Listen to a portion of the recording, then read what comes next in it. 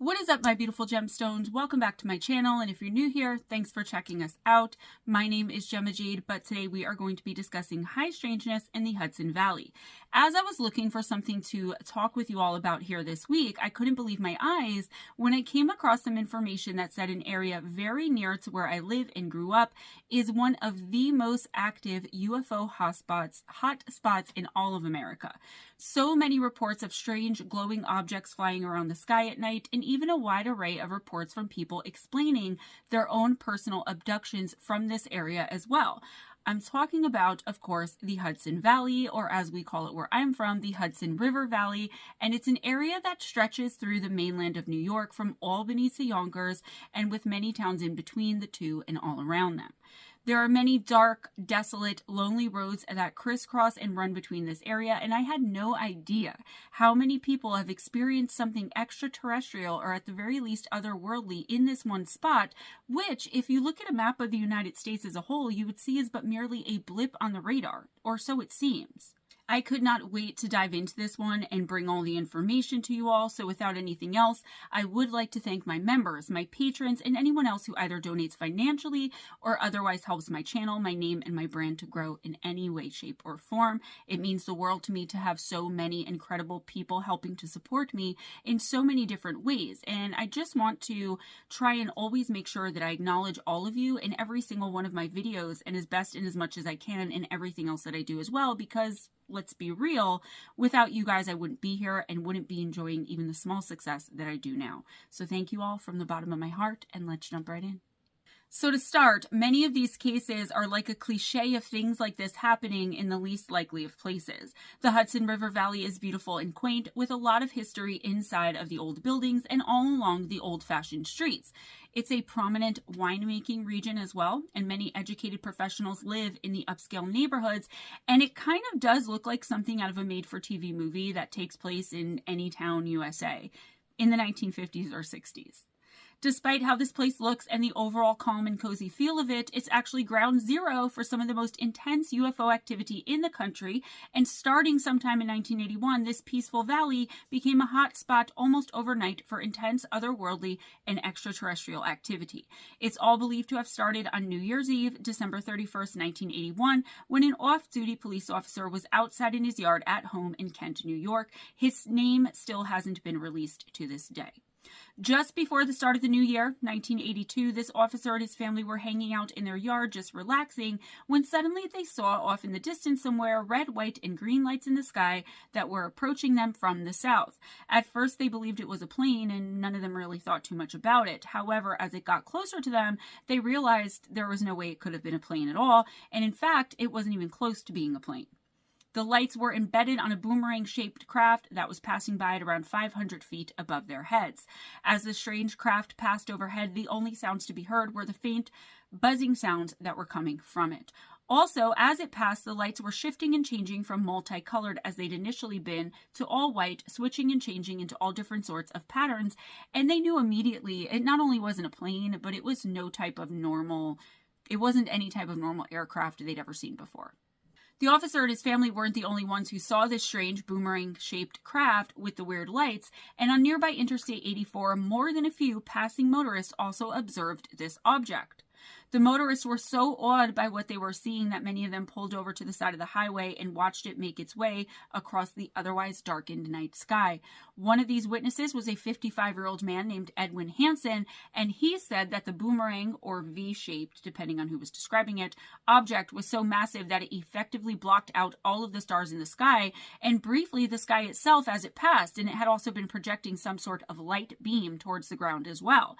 Edwin also said he had experienced some sort of telepathic contact and communication with this craft, or whatever was controlling it, as he started to see strange images in his mind's eye as he watched it, and even said he felt as though his thoughts were not his own, as someone or something read his mind, saw the fear in it, telling him it would be okay, and he had nothing to fear. This was anything but a one-off encounter with something strange in the sky one night, as we will soon discover as we move forward. My information and the research I had did not say specifically what Edwin described. Like when it said he started to see strange images in his mind's eye, I literally couldn't find anything saying what those strange images were. So use your imagination, I suppose. On February 26, 1982, a witness named Monique O'Driscoll was driving along with her daughter when they both suddenly saw a strange light in the sky that looked as though it were positioned hovering over a nearby lake. Monique stopped the car, and she and her daughter saw that it was a V-shaped craft of some sort with red, blue, and amber lights dotted all along the sides of it, with some type of metal plating or beams crisscrossing the underside of it. While they watched, it looked like the object was starting to directly approach them, which of course made them scared, but it passed over them quickly and made its way off into the night, disappearing into the darkness. Once again, this wasn't just the case of one or two people reporting that they saw something that night, and other witnesses also came forward with similar stories of citing what was seemingly the same exact thing. In fact, there were many other witnesses to what Monique and her daughter had seen that night, and the police department's call center was flooded with people reporting seeing this object in the sky, all of them panic-stricken and full of fear. Though more than a month would pass without another incident being reported, it seems like whatever this thing was, it was not, by a long shot, done terrorizing the cities in the Hudson River Valley just yet. On March 17th, the following year, 1983, and I will say I was just 16 days old when this happened, the craft was seen yet again by several witnesses in the town of Brewster, New York. One of the witnesses that night was the deputy clerk for Putnam County, whose name was Dennis Sant, and he said he'd seen it from his own home. Dennis in particular was left completely befuddled by what he'd witnessed in the sky that night, and he was really freaked out and scared by it as well. He described what he'd seen by saying, quote, "It was a very large object. The structure of it was very dark gray, metallic, almost girder type looking. The object seemed to be very silent. The lights were iridescent, bright. They stood out in the sky in 3 dimension. It looked like a city of lights. It just hung in the sky, all brilliant colors. We followed the object around to the backyard, and at that point, a feeling of fright came upon me. Thoughts started to flood my mind, thoughts of the craft touching the ground, thoughts of an encounter with an alien being, thoughts of being abducted. All types of fearful thoughts started to enter my mind," end quote. Okay, so I just wanted to talk about what he said here really quickly. It looked like a city of lights. I don't know why, but that kind of like struck a little bit of terror into me. Like, it's a city in the sky, right? Though he didn't say it was literally a city, but like that's what it looked like. I wonder, like, are these small cities sometimes, right? Just flying around like in Star Wars.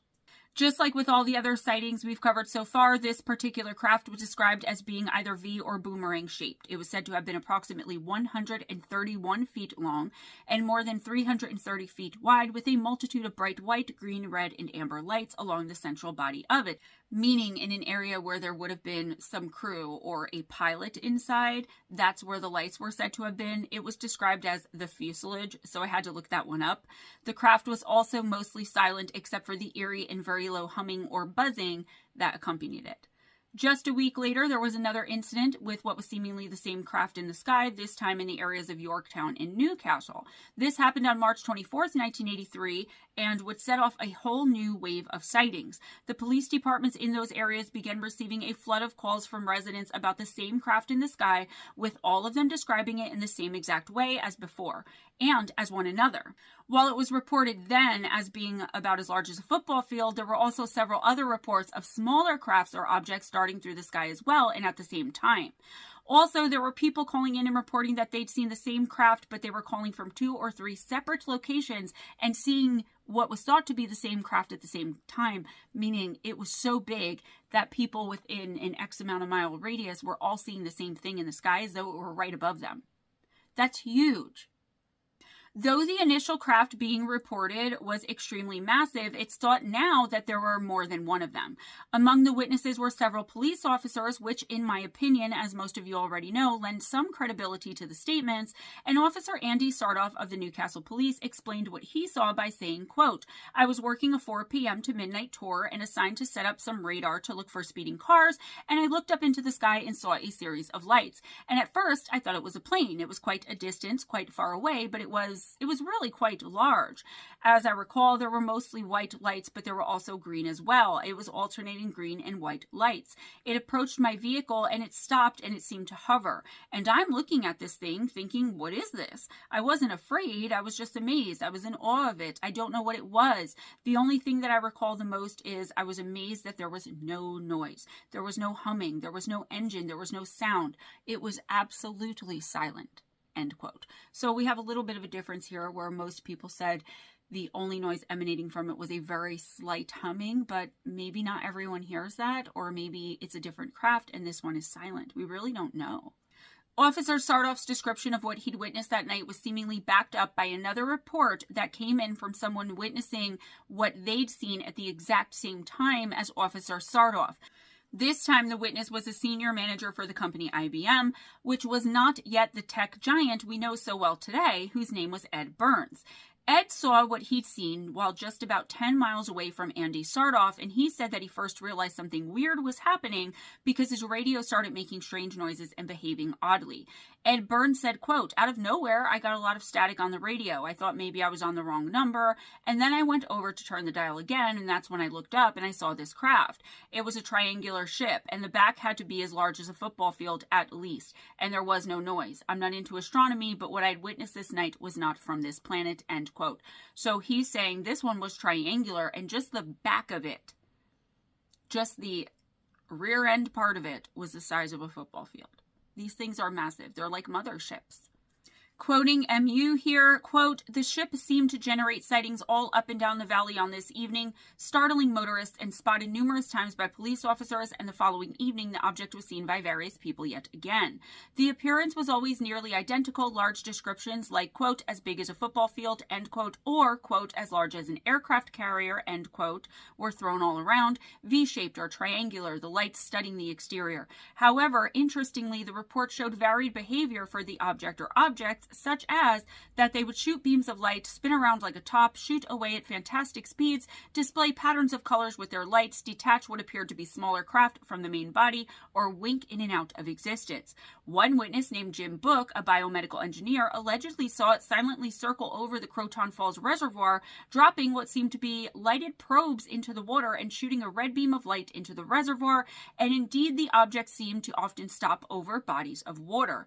It all left people absolutely baffled, and this time the incident hit the news in a major way, finally catching the attention of UFO researchers Philip J. Imbrogno and J. Allen Hynek, who had been a senior consultant on the Air Force's Project Blue Book, end quote. This wave of sightings didn't end here, but I just realized we're halfway through and didn't get into any abductions yet, so let's jump into some of those before we end.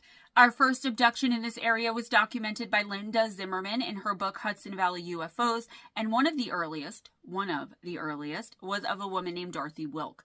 One night in 1968, so decades before all of the strange sightings of the huge craft or crafts in the sky that seemed to start in the early 80s, Dorothy said she, her husband, and her daughter were driving home from a friend's house when they saw a disc-shaped craft in the sky.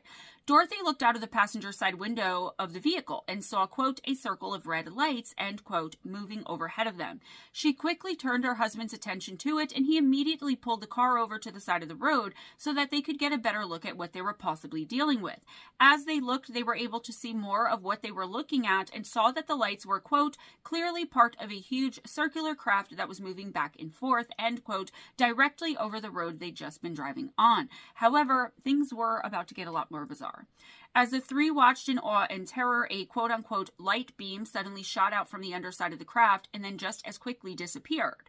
This happened several times in a row, with the beam of light appearing and illuminating the road very quickly and then disappearing again before the craft itself shot up into the night sky at what Dorothy and her family said was a, quote, very, very high rate of speed, end quote. Once it vanished from their sight and they were able to calm down a bit, the three of them realized the craft had been completely silent. Dorothy and her husband reported the incident to the local police, who in turn turned it over to a local newspaper. And that's kind of strange, but okay. And the newspaper did a report on it very shortly after. Not only did the newspaper article citing the event talk about Dorothy and her family's experience, but it also reported that many other people in the area had witnessed the same thing. And the witnesses included several police officers who were on duty at the time. I just thought it was strange that the police would hand over oh yeah, this is one of the calls that we got about a UFO, right? With how silent the government is today about all of this, even though they pretend disclosure. I just can't imagine it. And I thought, I know back in the 1920s, newspapers and police worked hand in hand like that. The newspaper reporters would sit in the police station and wait for them to get a call. And then the reporters, they would all choose who would follow the police officers, but I didn't realize that was still going on in 1968. It just was weird to me. So anyway, following the newspaper article, it seemed as though everyone had forgotten all about the incident, or at the very least, they weren't really discussing it as much anymore, but that wouldn't last for long for some of the witnesses. As soon as Dorothy and her family kind of started to lose some of the fear they'd been feeling since the event and moving on with their lives, a man claiming to be from Stewart Air Force Base paid them a visit and said that he wanted to talk to them about their experience. Although the man remained polite and non-threatening throughout his conversation with them, Dorothy and her husband said they felt like and knew that his whole reason for visiting with them was to convince them that they hadn't actually seen what they did see on the night in question. He tried to pass it off kind of like in this nonchalant way, as though it were totally normal and not unusual at all to have seen what they saw that night. If we're going to go by what the newspapers of the time said, and I see no reason why we shouldn't do just that, then it's obvious that there was some sort of unknown aerial vehicle, at the very least if you want to call it that, traveling around in the skies over the Hudson Valley around this time. Now, on the evening of June 3rd, 1968, a 9-year-old girl who is still only known to this day as Marlo was riding in the backseat of her family's vehicle next to her brother, with her mother driving the vehicle and her father in the front passenger seat, coming home from a friend's birthday party. As the family approached the Newburgh Beacon Bridge, they all saw a line of cars parked on the side of the road. The occupants of each vehicle were standing next to the cars, and they were all seemingly looking at something happening up in the sky above them at the time. Marlo's mother pulled their own car over to the side of the road to join the others, and the whole family got out of the vehicle to look into the sky at whatever had everyone else out there so enthralled. They all immediately became aware of what they described as, quote, a humongous craft, end quote, hovering overhead just before the bridge. Marlo later said that the craft was, quote, diamond-shaped and had rounded corners, end quote. Despite it being a gigantic craft, it was eerily silent and made no noise at all as well, and it was glowing very brightly. They watched for several moments as the craft hovered there above the bridge, and then suddenly it shot off into the night sky and disappeared at such a rapid speed that Marlo would later say, quote, it was so fast it appeared as though it had simply shrunk out of existence, end quote. Each member of the family had seen details of the craft that the others hadn't, which I thought was particularly interesting, but as a whole, they were in agreement that what they saw wasn't something of this world, and it's something that remained with them for the rest of their lives. And as I was finishing up this story, so way after I wrote this part of the script and was able to like put it in here, and I'm kind of crunched for time, I found that Marlo, her sister, her mother, at least, I'm not sure about the dad, they all had subsequent experiences with seeing aerial phenomenon in the sky. So Marlo was like getting on her school bus at one point after sighting something in the sky, and the bus driver was like, did you just see something strange? And she was like, yeah, and like that was the end of it. So they did, like, it seems to me like maybe the craft was following people, but I'm not sure. I wasn't able to take you guys down that rabbit hole because I've been trying to keep these videos a little bit shorter than an hour, because a lot of people don't want to watch me talk for an entire hour. So I didn't get into all that and like come back and put it in, but just know like this happened with a lot of these people in these stories. So the family did report the incident to the local police, but the officer they spoke to told them they shouldn't waste their time or energy talking about it anymore and shouldn't continue to try and report it. He said that the police had received more than a few reports of the same craft in the same area on that same night, but he insisted to them to just go on with their lives and forget about it because, quote, it won't be investigated and it won't be in the newspapers, end quote.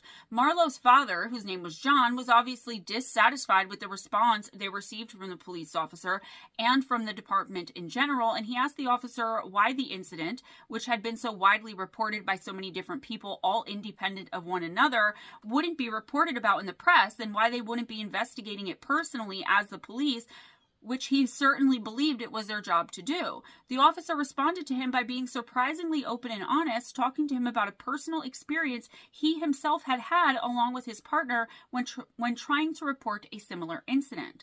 The officer said he and his partner had seen things like this many times while on the job and while off duty, but were met with suppression and threats to remain quiet about the sightings by their superiors, and so he said he knew that a member of the general public wouldn't have much more luck than two decorated police officers, which kind of makes sense.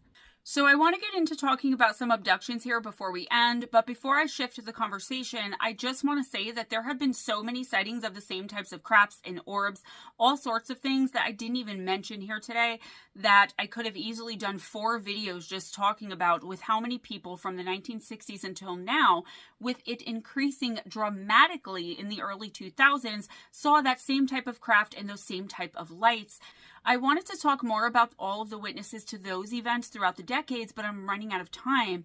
I might do a part 2 depending on how well this video does or if it bombs. So let me know in the comments if you want more on this particular location and everything that's gone on and is still happening to this day and in the past. The first documented abduction in this area that I could find, and trust me, I did so much research for this particular video, happened as early as 1929. I found this one while rifling through the files of the aforementioned Linda Zimmerman, as she detailed the account in another one of her books, this one called Hudson Valley UFOs, Startling Eyewitness Accounts from 1909 to Present. UFO researcher Bud Hopkins was the first to publicly discuss the incident, and he did so on a talk show about otherworldly things. The original witness was a retired teacher named Ellen Sutter, who was 61 years old when she finally told her story, claiming she'd had her experience when she was only 9 years old in 1929. She had called Bud with the encounter, and he promptly went out to interview her and investigate more into her story.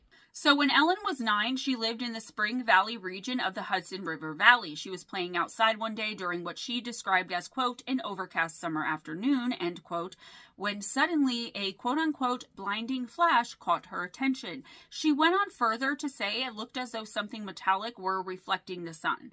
When she looked to the sky directly above her head, she was scared and saw, quote, something huge shaped like a dirigible with many, many portholes, end quote. By the way, I also had to look up what the word dirigible means, and it means something that's capable of being steered. I don't know. So basically a craft. So Ellen went on to say that while she was experiencing and seeing all of this, it was like, quote, time had stood still, end quote, in the atmosphere all around her. There were no sounds or any noises being made at all, whether by the craft above her head or anything else around her, like animals, birds, the sound of her own breathing, etc. It was that eerie and creepy silence that suddenly seems to overtake everything when people report having strange and otherworldly experiences all the time. And in fact, I would be surprised if this wasn't an element to what was about to happen to her, because it's almost as though I expect the complete and utter silence in these encounter stories now. So, like, I expect it, right? I'm just waiting for the person who sends me a listener encounter or emails me about their experience or even talks to me personally. I'm waiting for them to say, and then suddenly everything got quiet. It's just like kind of a component of it all now. We're so aware of it. It happens so often, and apparently always has done. More concerning for Ellen, though, at the time was that she felt as though she were rooted to the spot she stood in, and she was absolutely unable to move at all. She was unable to try to flee, to try to run. And as she continued looking up at the object, she noticed several figures floating down from one of the openings, and they were coming right towards her. She described them as being, quote, distorted and with short-looking bodies, end quote, and wearing what looked like, quote-unquote, diving suits. She continued to watch as the strange figures approached her, not really having much of a choice in the matter, as she still could hardly move at all, and once they made their way to the ground and to her, things changed for the worse soon after. Within the blink of an eye, the figures were no longer there or anywhere to be found and had seemingly disappeared into thin air. More than that, though, the huge craft that had been overhead was ascending back into the sky, and it had disappeared from her sight within just a matter of seconds. Ellen was very confused and scared, and so she decided to just go home. But when she arrived, she was shocked to find her mother extremely angry with her, chastising her for arriving home so late. Ellen didn't understand, as she knew she hadn't been gone for longer than she should have been, and the whole incident she'd experienced had only taken like 5 minutes of her time. In fact, she thought she'd come home much earlier than she'd been told to, and she started to cry, not understanding her mother's anger towards her or why she was saying she was late when she knew for sure she wasn't any such thing. So while the story doesn't go on from there, we can absolutely assume that there was some missing time here. And that when the figures floated down from the craft, they'd abducted Ellen and then dropped her back off when they were done with her, and they left, leaving her with no memories of the time in between when she first noticed them and when they left her there and took off. It was hours of time she was missing, and Ellen waited almost 5 decades before she felt brave enough to share her story with anyone. From the book Night Siege, Hudson Valley UFO Sightings by J. Allen Hynek, Bob Pratt, and Philip Imbrogno comes the abduction experience given to them by a man they only refer to as Ray in the book. Ray's encounter happened near Croton Falls, and while he was driving near the reservoir on the night of March 13th, 1988. Did you notice most of this has to do with it hovering over water, as was said in the beginning? Many of the sightings were, it was hovering over a bridge, it was hovering over a lake, it was hovering over a pond, it was hovering over the reservoir. So Ray had been visiting a friend, and he was driving on a particularly lonely, dark, and desolated stretch of road. He suddenly noticed a group of, quote, white, bright lights, end quote, moving up ahead of him, somewhat low to the water. He knew right away that it couldn't have been a plane, and he kept an eye on them as he continued to travel on his way home along the water itself on this dark and desolate road. Finally, his curiosity got the better of him, and he decided to pull over to the side of the road near a gap in some trees so he could try to get a better look at what he was seeing. Ray didn't get out of the car, but rolled his window down a bit to try and see what the aerial phenomenon was. Suddenly, the lights looked like they were heading in his direction and no longer idling off the water the way they'd been when he'd first noticed them. The more he looked at them, and with the closer they came to him, he noticed that the lights were attached to a much larger structure and weren't just dotted lights in general as he'd initially thought they were.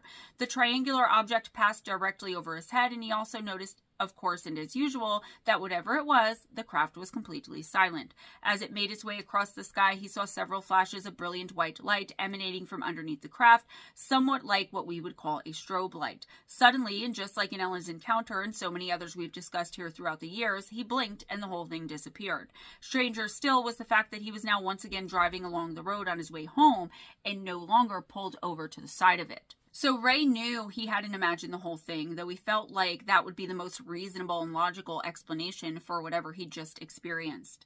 He went home and tried not to think about it, but in the following days and weeks, he experienced a lot of general confusion and overall uneasiness overtook him. He had no recollection of starting his vehicle, getting back into it, getting back onto the road that night, or starting on his way home again, and that point in particular was really bothering him. At the same time, he was experiencing very scary and terrifying nightmares that would cause him to wake up several times in a night in a complete and total panic and overcome with terror and fear. Eventually, Ray started to understand that something out of this world had happened to him, something possibly sinister and no doubt quite unbelievable for most people, and he knew he had to report the incident to someone. Eventually, he's the one who contacted one of the authors of the aforementioned book, Philip Imbrogno. Ultimately, Ray underwent hypnotic regression with Dr. Gene Mundy running the session, trying to get the secrets of what really happened that night unlocked from Ray's subconscious. The details that emerged from those sessions are somewhat horrifying, in my opinion. Ray remembered while under hypnosis that as he was watching the object fly above him just after the flashes had begun, he was somehow instantly transported up and into the craft itself. He couldn't recall how he'd actually entered it though, and while that might seem trivial compared to everything else that happened that he did end up remembering, we need to acknowledge that fact because it happens all the time in abduction cases, particularly ones with missing time involved. Ray remembered there being some sort of quote-unquote strange instrument around his head, and he had no feeling at all in his legs. It was as though they'd been numbed or something like that. Now remember, Ellen had the same experience, and our next witness is going to deal with something similar as well. There were several strange figures standing around a table looking right at him, and the descriptions he ended up giving for how they looked to him that night are somewhat typical for the entities we now know very well and commonly as the alien greys. Suddenly, without warning, one of the aliens moved toward him and quickly inserted something up into his nose, which caused him great pain immediately. It was excruciating, but only a few seconds later, that same being pulled whatever it was out of his nose, and Ray was then allowed to stand up and move from the table. One of the other beings then guided him towards an area that looked to him like some sort of control panel, but none of them spoke to him, not even telepathically. Despite that fact, though, Ray somehow innately knew and had a bizarre and complete understanding of what they expected from him. It was incredibly frustrating for Ray because even though he could remember the control panel and that he had an understanding of everything happening, what was expected of him, even without any form of communication between himself and any of the beings, he had no conscious recall of it and couldn't remember the specifics, even while under hypnosis. This is yet another detail we see in so many other cases all across the board. It's like some sort of memory block purposely put into place into the human's mind where they are absolutely unable to remember certain things, regardless of whether or not they're under hypnotic regression. Even regression can't unlock some secrets, or so it seems. Ray's next memory after approaching the control panel of the ship and knowing what he had to do next was of being back in his car and driving along his original route home. The second regression was even more interesting, and Ray would make some very interesting statements to Philip during it. He insisted the entities would return for him sometime in the future, and he said he knew that with absolute certainty. He also believed he was still in, quote, some form of mental contact, end quote, with the entities, and elaborated that they would often ask him mundane questions throughout the day about things such as what type of chores he's doing and how doing those chores or errands made him feel inside, like emotionally. It was concerning and fascinating at the same time, and it made everyone uncomfortable when Ray said he was powerless to resist giving answers to any of the questions he was asked. So it was like he felt compelled to answer every one of their questions, no matter how insignificant it might have seemed at the time to Ray himself or anyone else who he told afterwards. Philip in Brogno said Ray's case reminded him very much of one he investigated about 4 years previously, and that's the case we're going to discuss now and end on. This one took place somewhat incidentally during that wave of sightings in the 80s we were talking about in the beginning of this video. It was July 19th, 1984, and it was nighttime. Our witness, who is only known as Bill, was a computer programmer working for what he described as, quote, a very well-known corporation, end quote, and he'd also been involved in the NASA Hubble Space Telescope program as well. Bill had left work at around 10:30 that night. He'd gotten straight into his car and immediately he headed home. He drove as he usually did along Interstate 84, and at first everything was totally normal and uneventful. That is, until it wasn't. At some point, Bill noticed a strange glowing and circular object overhead.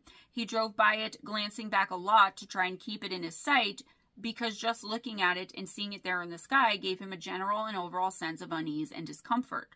He continued down the highway, and when he glanced back, he saw the object move, and in doing so, it revealed another, much larger object hovering behind it. He maintained his view of both objects for several minutes as he continued on his journey down the highway towards his home. Eventually, he lost sight of it, and though he was unnerved and a bit nervous, he tried his best to just put it out of his mind.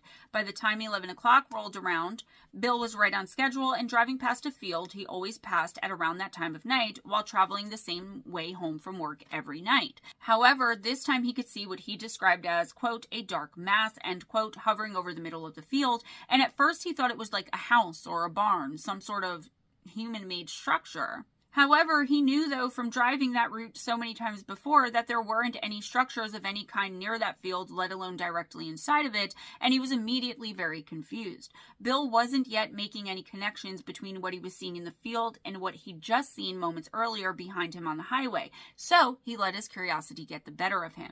He started to slow his vehicle down in order to try and get a better look at whatever it was. Once he did so and his eyes adjusted, he saw that it wasn't a building at all, but some sort of futuristic-looking object that he described as huge and dark and tapered with ultra-smooth sides. The object suddenly began to ascend and was absolutely silent while doing so as Bill watched on and on with a bit of fear at what he was witnessing. As the object ascended, though, something strange started happening right there inside of the car, as the music he was listening to on the radio started to sound as though it were becoming more and more far away. With each inch, the object moved up into the sky. As this was happening, the little bit of fear he'd been feeling up till that point had become full-blown terror, and Bill couldn't explain it. He knew what he was witnessing was unusual and surreal, but there was really nothing too scary about it. Not in the sense of being terrified and panicking as he was. Bill put his foot to the gas pedal and drove as fast as he could away from the object, but once he no longer had it in his sights, he started to slow his car down to try and calm himself down, as he felt if he continued on the way he was, he could have an accident. He was really panicked. However, this wasn't the best move for him, because before he knew it, he once again saw that the craft was nearby to him. As he came to the top of a hill nearby, he saw that the object was now hovering in the air, still silently, directly in front of him. He once again stopped his car, and this time he turned off the headlights, possibly hoping that whatever this thing was, or whoever was operating it, might not see him so easily with those lights off. He got out of the vehicle, hoping to get a better look at what he was dealing with. Once he turned off his headlights, the lights on the object blinked out as well, and it immediately started making its way towards him. I have to include here, and I'm kind of excited to do so. If you know me personally, you'll know why I kind of am obsessed with this particular movie. That Bill said, though he wasn't at all trying to make light of the situation, he wanted Imbrogno to know that the object he was looking at looked exactly like, quote, one of the Star Destroyers in Star Wars, end quote. The object eventually passed directly over him, and as it did, Bill noticed several circular holes in the underside of it that looked to him to be like some sort of tunnel entrances. Oddly enough, or maybe not so much, just like with Ray, whom we discussed just a few moments ago, white strobe-like lights began quickly flashing out of those circular holes as Bill continued to watch it pass over him. Then, with seemingly no time having passed at all, the next thing he remembered was being at the bottom of that same hill. He had somehow transported approximately 600 feet and had no idea how he'd done so in the slightest. While the strange object was nowhere within his sight, he clearly knew he hadn't seen it take off or go anywhere off into the distance, as one moment it was flying directly over its head with its strobe lights flashing rapidly, and then it was gone and he had been somehow teleported with no memory of any time in between.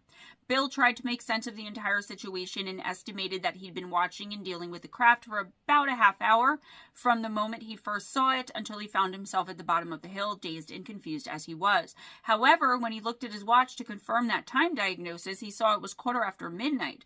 That means he was missing around 45 minutes of time from that night. Also, his neck was stiff and ached very badly, seemingly for no reason as well. Bill immediately got back into his car and headed home, and upon arriving there, he told his worried wife exactly what he remembered from his drive home. They spoke about it for only a few minutes before retiring to bed for the night. In the middle of the night, Bill woke up screaming at the top of his lungs, quote, "Get away from me," end quote, which was something he'd never done before in his entire life. Those night terrors would continue for several weeks, but once he woke up, Bill couldn't remember anything at all about what the nightmares entailed. The only things he recalled about them was that, quote, something was after him, end quote. Eventually, he got fed up and somehow knew deep down inside that there was something missing from his memory of the night when it all began, which just happened to be the night when he saw the strange craft in the sky and was missing all of that time. So he sought the help of Phil Imbrogno to unlock the mysteries of his subconscious, and he underwent hypnotic regression therapy to try and uncover what really had happened to him. Under hypnosis, Bill remembered standing directly in front of the strange object as it headed off in his direction. As the object passed over him, he saw someone standing in the middle of the road up ahead of him, walking toward him and seemingly doing so with a purpose.